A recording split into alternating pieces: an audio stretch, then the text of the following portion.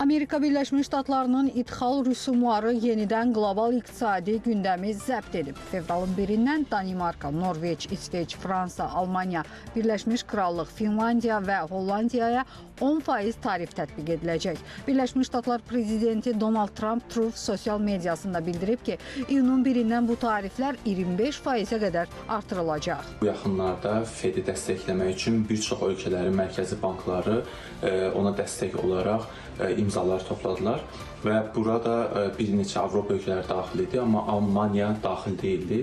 Amma Almanya Avropanın dünyada da aparıcı ölkə olduğuna görə ABŞ Avropaya və xüsusən də Almaniyaya yeni tarif planları tətbiq etməyə başlayır.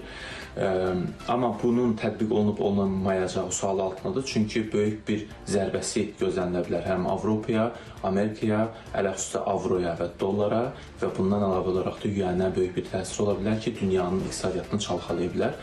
Tarif tətbiqi planı transatlantik münasibətlərdə ciddi böhran yaradıb. Avropa İttifaqında bu addım iqtisadi təzyiq sayılır və cavab tədbirləri müzakirə edilir.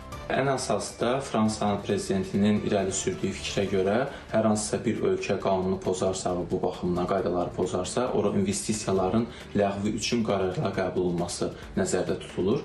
Burada da göründüyü kimi Amerika Birləşmiş Ştatları bu baxımdan qərarları poza bilir. Buna görə də hələlik sual altında olan bu tarif planları bilinmir və əgər tarif planları yenidən həyata keçirilərsə, iyuldan da başlayaraq Amerika Birləşmiş Ştatlarının Avropa Birliyi üçün növbəti bir tarif planları həyata keçirilə bilər. Qeyd edək ki, Donald Trump tariflərin Amerika Birləşmiş Ştatları tərəfindən Qrenlandiyanın alınması ilə bağlı razılaşma əldə olunana qədər qüvvədə qalacağını bildirib. Xatirə Nəsirli, Aysel Abbasova, ASTV İqtisadiyyat.